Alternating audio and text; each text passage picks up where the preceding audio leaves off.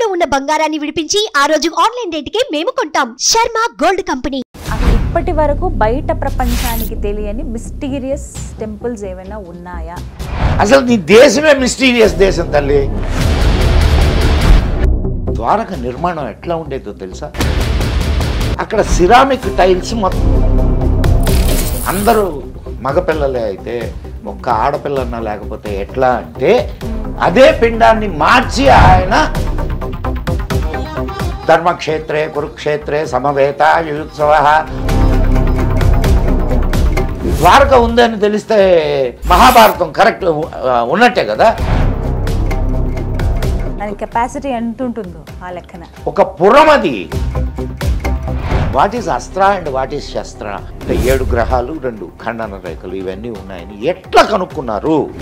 వాళ్ళకి ఏ టెక్నాలజీ ఉంది నాకు చెప్పి. ఇప్పుడు ఈ ప్రపంచం మొత్తంలో నాశనం కాకుండా మిగిలి ఉన్నటువంటి ఏకైక జాతి, ఏకైక సంస్కృతి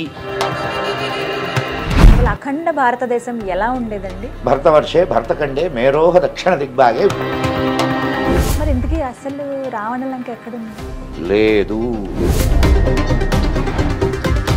నమస్కారం, వెల్కమ్ టు సుమన్ టీవీ. నేను గీతాంజలి. ఇవాళ నా ముందు ప్రత్యేక అతిథి ఉన్నారండి. వారికి సంబంధించిన వీడియోస్ ఈ మధ్య కాలంలో నేను చూశాను. అసలు మాట్లాడుతున్నంతసేపు కూడా అలా మనం ఆ స్క్రీన్కి అతుక్కుపోతాం అంతే. వారు చెప్పే ప్రతి విషయం నిజమా అని ఆశ్చర్యానికి లోనవుతాము.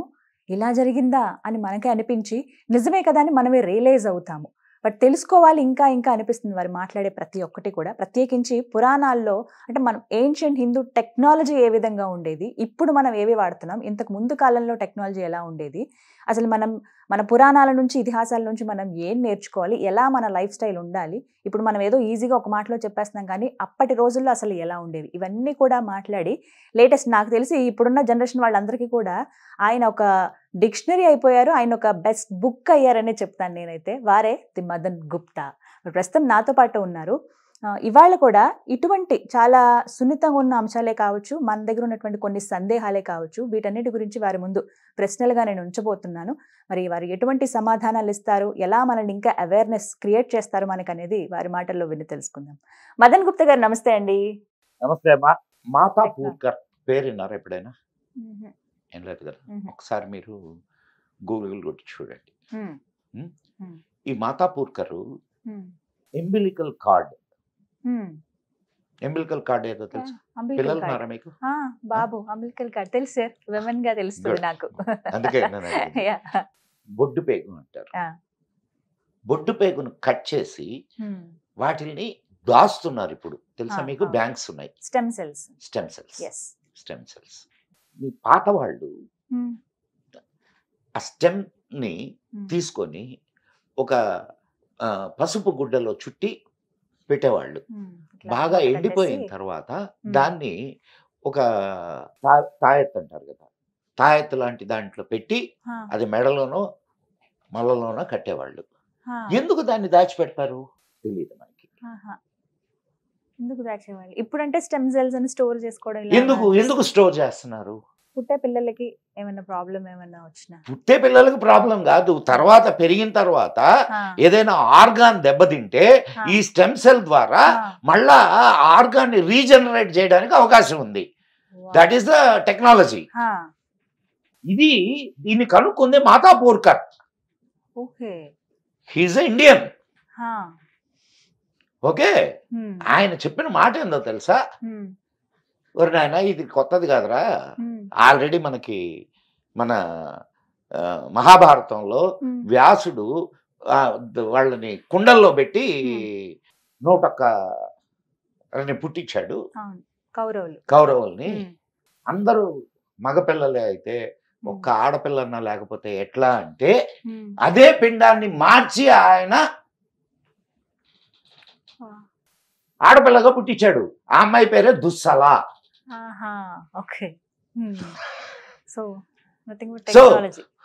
వై క్రోమోజోమ్, ఎక్స్ క్రోమోజోమ్ ఇవన్నీ ఆనాటి వాళ్ళకి తెలుసు అనే కదా.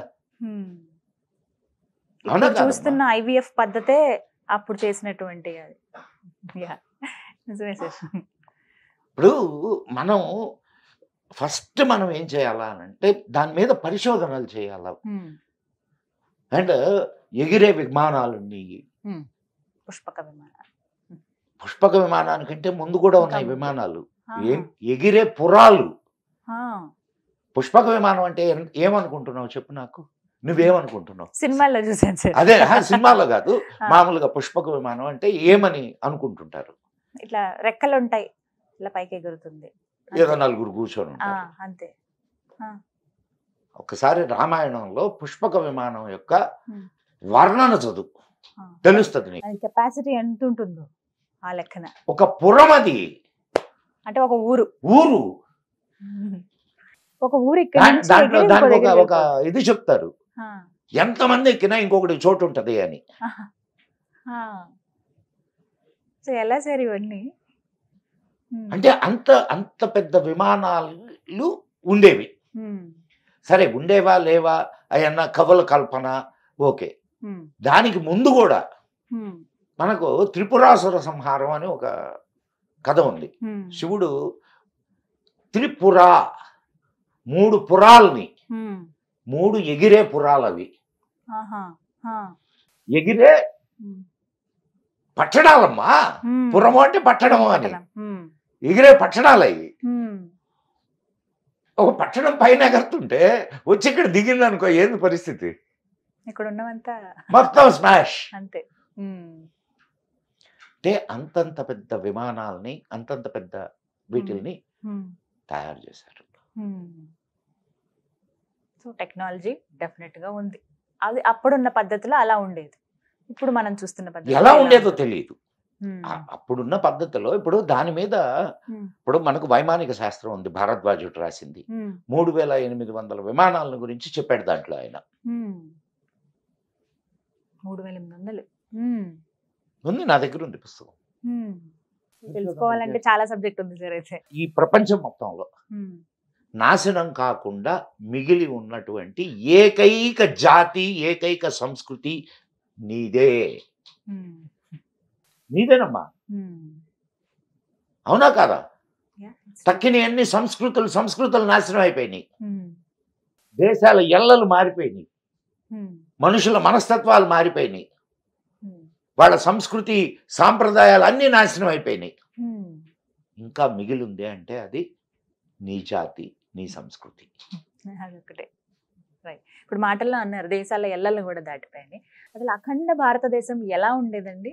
భరతవర్షే భరతఖండే మేరోహ దక్షిణ దిగ్భాగే. ఇప్పుడు మనం సంకల్పంలో చెప్పుకుంటాం, సంకల్పం చెప్పేటప్పుడు అవునా కాదా? భరత ఖండము and Pakistan, Afghanistan, Iran, Iraq, Uzbekistan, Kazakhstan, నీకు ఇంకొక మంచి ఇటు శ్రీలంక, ఇటు మాల్దీవ్స్, ఇవన్నీ కూడా మనకు ఉపద్వీపాలు అయ్యి 8 ఉపద్వీపాలని చెప్పారు మన పురాణాల్లో.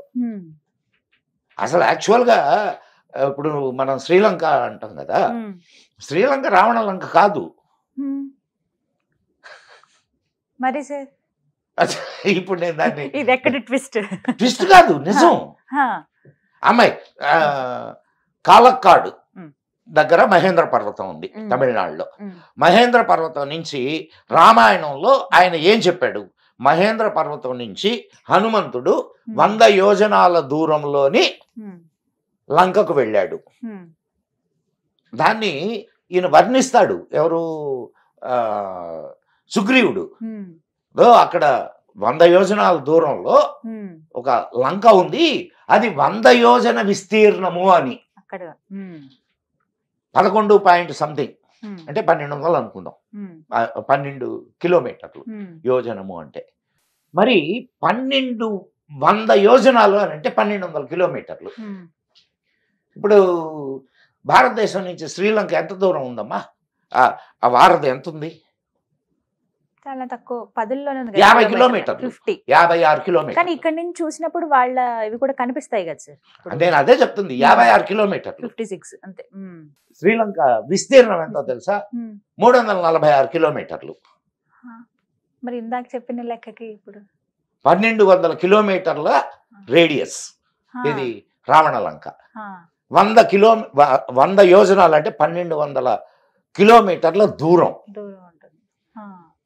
అది ఈ లంక ఎందుకు అవుద్ది? దీని అసలు పేరు సింహళం. సింహళం. 4 మందంగాళ్ళు వచ్చారు కదా మనల్ని దోచుకోవడానికి, బ్రిటిష్ వాళ్ళు. వీళ్ళు వాళ్ళకి నోరు తిరక్క సిలోన్ సిలోన్ అనడం మొదలెట్టారు. అది సిలోన్గా ఉండింది. 1948లో దానికి స్వాతంత్రం వచ్చింది. 1973లో దానికి లంక అని పేరు పెట్టారు. ఉట్టి లంక అంటే బాగుండదని దానికి శ్రీ అని తగిలిచ్చారు. మరి ఇంతకీ అసలు రావణ లంక ఎక్కడుంది? లేదు, మాల్దీవ్స్ దగ్గర ఉంది. కానీ మాల్దీవ్స్ దగ్గర అంటే ఓషనోగ్రఫీ ఇది చేసిన సైంటిస్టులు ఏం చెప్తున్నారా అంటే 5000 నుంచి ఒక 10,000 సంవత్సరాల లోపల ఒక పెద్ద సునామీ లాంటిది వచ్చింది. అండ్ టెక్టానిక్ ప్లేట్స్లో కదలికలు జరిగినాయి. దానివల్ల ఒక పెద్ద భూభాగం సముద్రంలోకి కుంగిపోయింది అని చెప్తున్నారు. ఓకే, అదే లంక అయి ఉండొచ్చా? అప్పుడు రాముల వారు కట్టిన రాళ్ళు కానీ ఏవి ఇంకా లేవు. ఎట్లా నీకు సముద్రంలో మునిగిపోయి ఉన్నాయమ్మా, సముద్రంలో మునిగిపోయి ఉన్నాయి. అక్కడి నుంచి ఇప్పుడు అది ఓషన్, నీకు లోపల ఇప్పుడు దీన్ని ద్వారకాని ఐడెంటిఫై చేశారు. మన మోడీ గారు కూడా వెళ్ళి అక్కడ దండం పెట్టుకొని వచ్చారు కదా, పూజ అవి చేశారు, దండం పెట్టుకొని వచ్చారు కదా, చేశారు. కానీ దాని మీద మధ్యలోనే ఆపేశారు తెలుసా నీకు ఆ ప్రాజెక్ట్ ని? ఎందుకంటే యాక్చువల్లీ నవంబర్ లో పర్మిషన్ ఇస్తారు, అందరికి వెళ్ళడానికి వీలుంటుంది. ప్రాజెక్ట్ దాన్ని ఎక్స్కవేట్ చేసే ప్రాజెక్ట్ ఒకటి ఉండే మన విదేశాల ఫండింగ్ తో కొన్ని బృందాలు వెళ్ళి అవన్నీ టెస్టులు చేసి వచ్చేవి. వాళ్ళకి కావాల్సినటువంటి ఇన్నర్ ఇవన్నీ కూడా ఏర్పాటు చేశారు. దాన్ని ఆపేశారు. ఎందుకని? ద్వారక ఉంది అని తెలిస్తే మహాభారతం కరెక్ట్ ఉన్నట్టే కదా. మహాభారతం ఉంది జరిగింది అని అంటే కృష్ణుడు, ధర్మరాజు వీళ్ళందరూ ఉన్నట్టే కదా. ఇప్పుడు దాకా మనకు నూరిపోసింది ఏంది? అవన్నీ పుకిటి పురాణాలు, అంతే కదా. మరి నీకు ద్వారక కళ్ళ ముందు కనిపిస్తుంటే అది పుకిటి పురాణం ఎట్టవుద్ది? ద్వారక మునిగిపోయింది అన్న సంగతి కూడా మనకి మహాభారతంలో ఉంది. అంత భయంకరమైన కుట్ర మన మీద జరిగింది. కానీ ఇప్పుడు రామసేతు అన్నారు మీరు, మాల్దీవ్స్ దగ్గర అని చెప్పారు. కొంతమంది ఏమో ఆస్ట్రేలియా అని చెప్పి కూడా చెప్తున్నారు. ఆస్ట్రేలియానే అసలు లంక నీకు నేను కానీ ఒకటే సర్ప్రైజింగ్ అనిపించింది మీరు చెప్పిన దాంట్లో. అంటే ఇప్పుడు మనం చూసి నమ్ముతున్నటువంటి రామసేతు అది రాముడు కట్టింది కాదా? కాదు, ముమ్మాటికి. ఎందుకు మరి దాన్ని రామసేతు అని అంటున్నారు? These are all temple tourism. ఇది కూడా ఉందండి. కానీ ఇప్పుడు శ్రీలంకకి ఇంతమంది వెళ్తున్నారు మనోళ్ళు, ఇండియా వాళ్ళు వెళ్ళి అక్కడ ఇదిగో ఇక్కడే అదే వాడు రావణుడు వాడి శరీరం ఉంది, ఒక పుష్పక విమానం ఇక్కడే పుష్పక విమానం ఆగింది, నల్లగా ఉంటుంది చూడండి. ఇవి చూసాను సార్, అశోకవన ఇదే సీతమ్మ ఇక్కడే ట్రూ సార్. నిజంగా చాలా మంది చెప్తుంటే విన్నాను నేను. దీస్ ఆర్ ఆల్ కల్పితాలు అవన్నీ, టెంపుల్ టూరిజం. వాడి శ్రీలంక వాడు బతకాలి కదమ్మా. ఓ గాడ్. సో ఓకే, మళ్ళీ కమింగ్ బ్యాక్, అఖండ భారతం. రామాయణంలో కైకమ్మ ఈయన్ని అడవులకు పంపిస్తుంది కదా. ఆ టైంలో భరతుడు అండ్ శత్రుఘ్నుడు ఇద్దరు వాళ్ళ తాతగారి దగ్గరికి వెళ్తారు. ఇప్పుడు రష్యాతో ఎవరికి యుద్ధం జరుగుతుంది? యుక్రెయిన్కి వెళ్తారు వాళ్ళు. ఎందుకని సార్? అక్కడ మనది బార్డర్స్ అయ్యి బార్డర్లను కాపాడడానికి వెళ్తారు.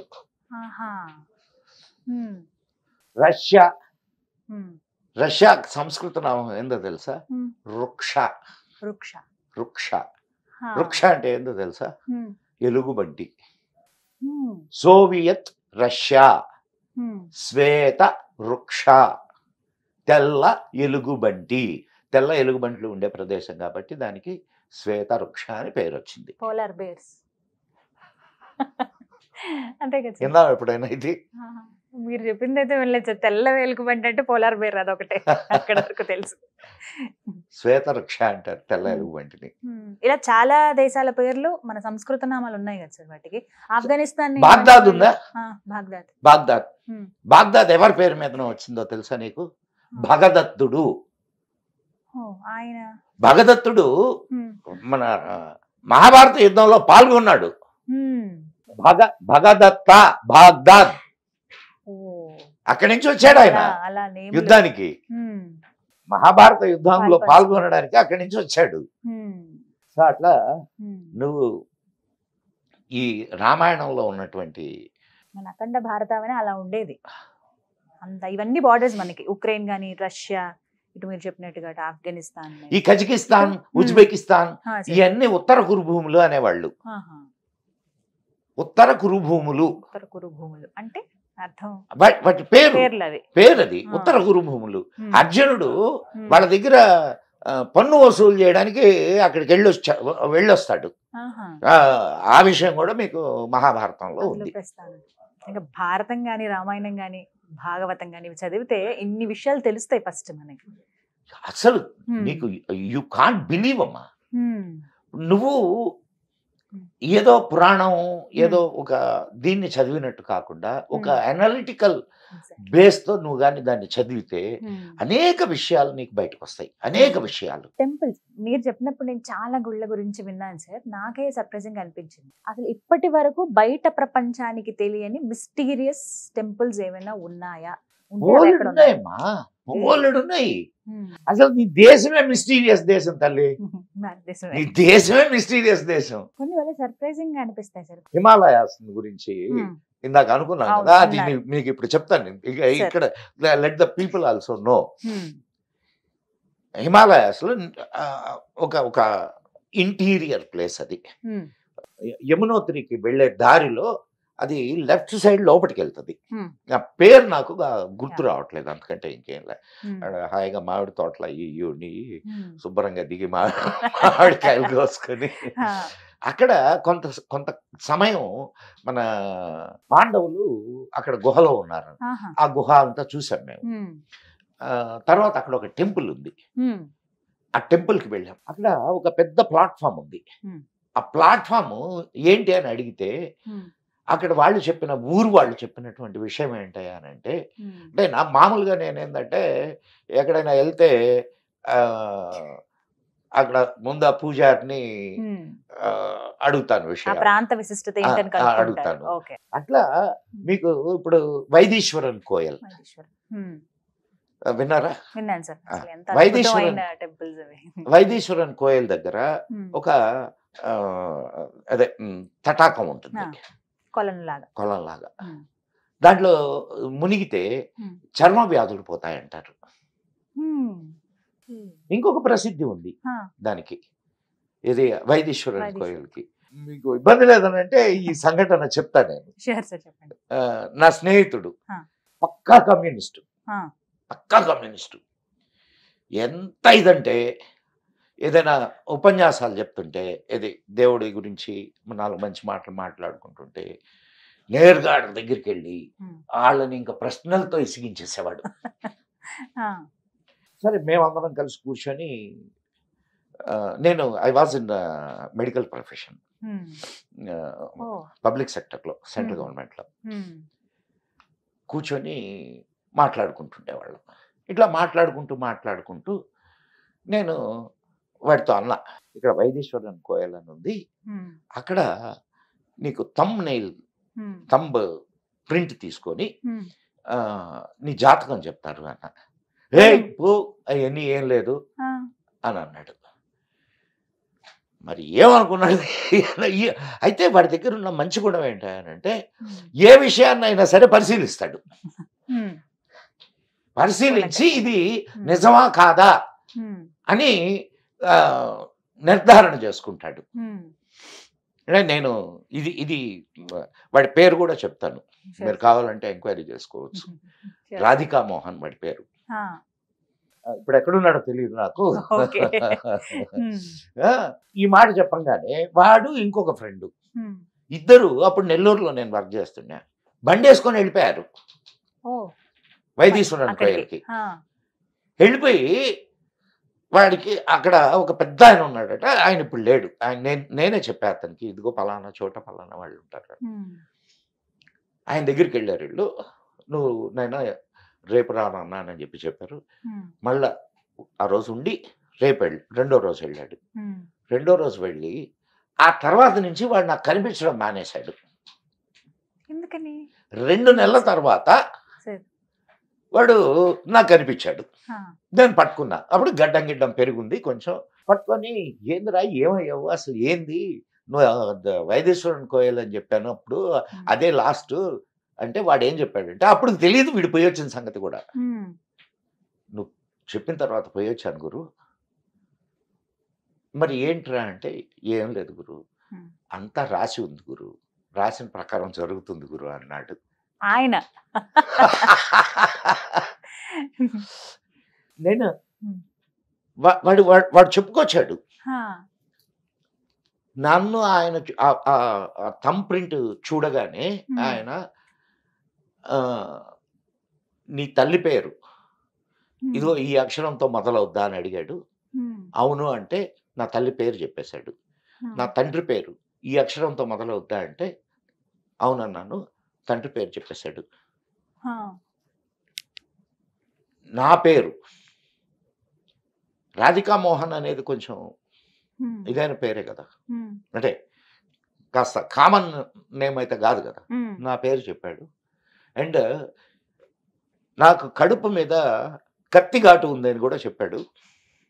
అంత ఎగ్జాక్ట్ గా నువ్వు ఇక్కడ వచ్చే సమయానికి నీ భార్య 6వ నెల గర్భవతి అని కూడా చెప్పాడు అని చెప్పాడు. Oh my God. మరి దీన్ని ఏమంటారు?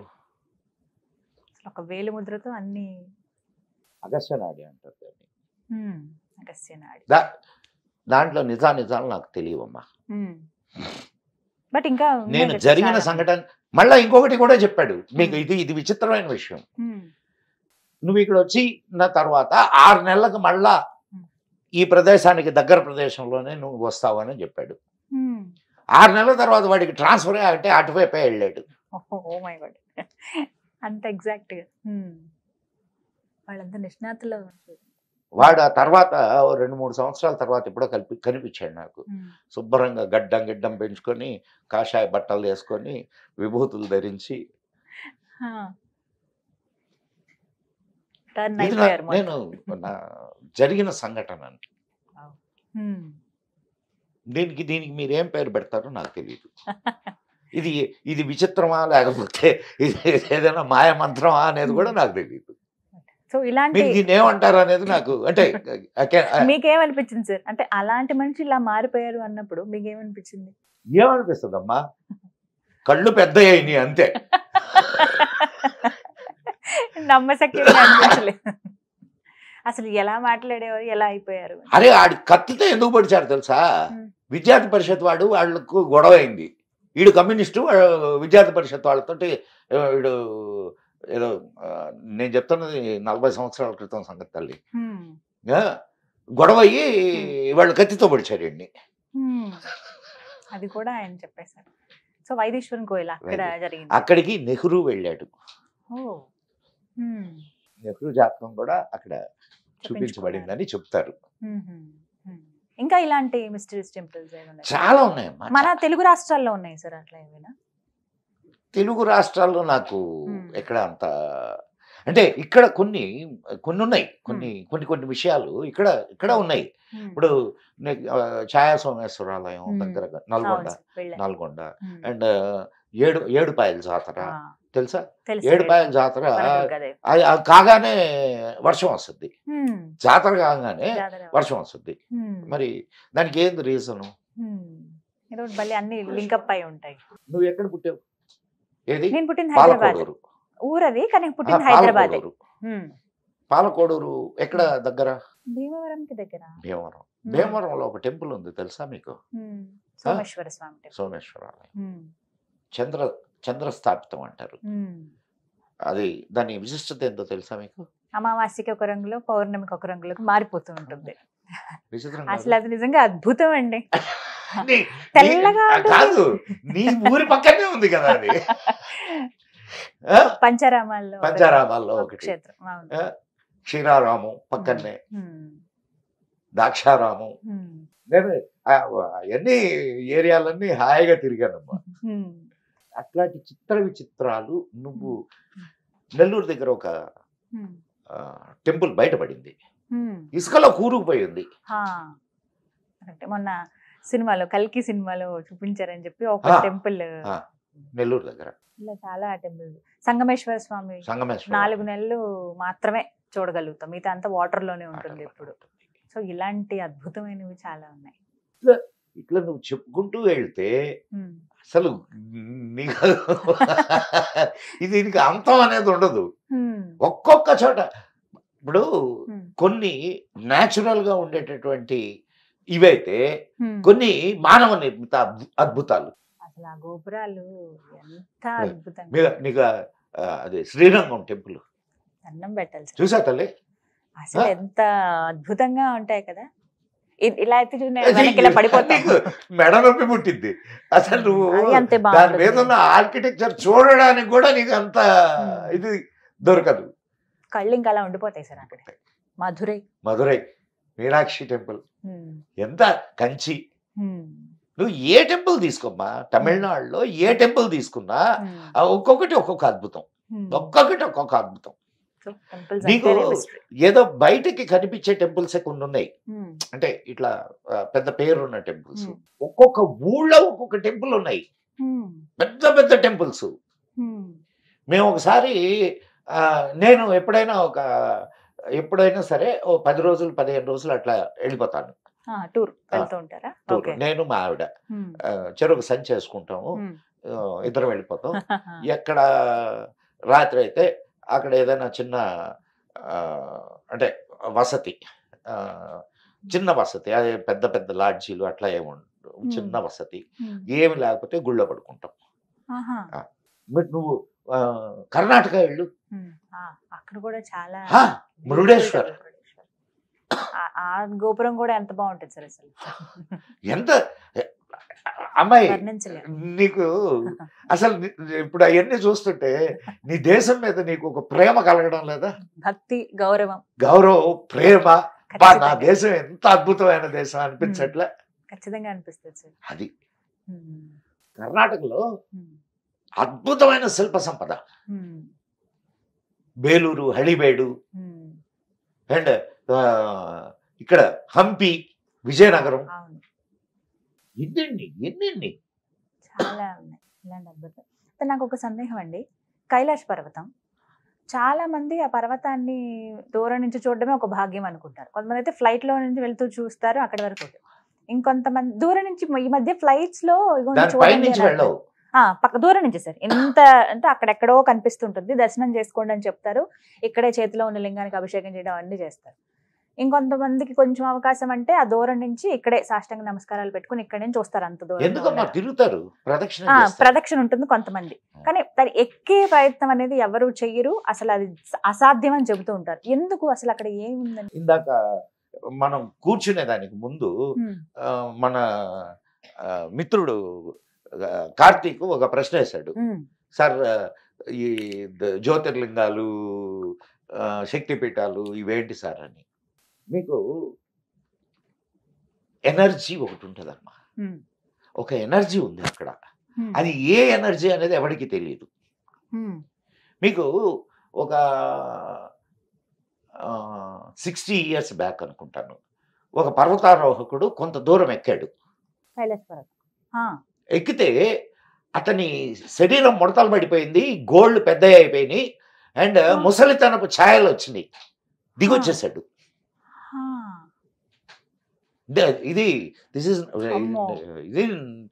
It was recorded. సో ఇప్పటికీ అది ఒక విచిత్రమైనటువంటి ఇదే. నేను ఇప్పటికైతే నాకు చూసే భాగ్యం ఇంకా కలిగించలేదు ఆ శివయ్య. ఎప్పుడు ఆయన కలిగిస్తాడో అనుగ్రహం ఉండాలి తెలియదు. నిజంగా. కలిగిస్తాడో కలిగించడో కూడా కానీ అసలు తెలీదు. నార్మల్ వీడియోలో చూస్తేనే గూస్ బంప్స్ వచ్చేస్తాయి సార్ అసలు. అసలు ఆహా. అద్భుతం అమ్మా. నిజంగా అది శివయ్యే అద్భుతం. అక్కడ కొలువై ఉన్నారు అంతే. అని నమ్ముతాం మనం అందరం. ఎంత ఎనర్జీ అక్కడ ఉన్నదో ఆలోచించు ఒక్కసారి. నీకు ఆ పర్వతం ఎక్కుతుంటే ముసలితనం వస్తుంది అని అంటే దాన్ని బట్టి అర్థం చేసుకో. కొంతమంది మాత్రమే ఎక్కిన వాళ్ళు ఉన్నారు. ఎక్కారు. ఎక్కారు. ఓకే. నీకు మరి టిబెట్కి వాళ్ళకి సంబంధించిన అలాంటి అనుభవం. లామాల్లో ఒక లామా ఉన్నాడు. ఆయన ఎక్కినట్టుగా ఒక కథనం ఉన్నది. ఓకే. తర్వాత ఇప్పుడు అమ్మ ఋషులు మునులు వీళ్ళు ఎక్కగలిగిన వాళ్ళు ఉన్నారు, ఎక్కిన వాళ్ళు ఉంటారు. వాళ్ళు నీకు కనిపించరు, వాళ్ళు నీకు చెప్పరు. మనం అక్కడికి వెళ్తే మళ్ళా వెనక్కు రాము. మనలాంటి ఇప్పుడు వాళ్ళం అయితే కాదు కాదు వాళ్ళ ఇప్పుడు అటువంటి వాళ్ళ సాంగత్యంలోకి వెళితే నువ్వు ఈ ప్రపంచం మీద నీకు ఇది ఉండదు. సో ఈ ప్రపంచానికి తెలిసేది ఎట్లా? తెలిసే అవకాశం లేదు. లేదు. కాబట్టి అది ఎప్పటికీ ఒక మిస్టరీగానే అంత ఎనర్జీ అక్కడ ఉంటుందన్న అంత Particular ఎనర్జీ గా కొంత టైం. అంత ఎనర్జీ. కొన్ని సంవత్సరాల తర్వాత మళ్ళీ పర్మిషన్ ఇవ్వటం, ఈసారి కొంతమంది యాత్రికులు వెళ్ళడం చూసాం.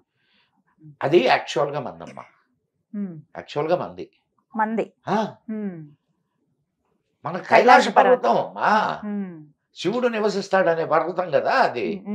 ఆ, మన నెహ్రూ మహాత్ముడి చలవ వల్ల దాన్ని చేజార్చుకున్నాం. 1962 వార్లో వి లాస్ట్. లేకపోతే ఎంతటి భాగ్యం అని. కానీ ఇప్పటికీ మన శివయ్య అని మనం భావిస్తాం కదా సార్. అక్కడికి వెళ్ళిన ఎక్కడుంటే ఆయన మనోడే. నార్త్ నుంచి అంతా బోలే బాబా అని పిలుస్తూ ఉంటారు ఆయన. మనం అంటే శివయ్య ఇలా రకరకాల పేర్లతో మనం పిలుస్తాం. కానీ ఏ పేరుతో ఆయన పిలువమ్మా.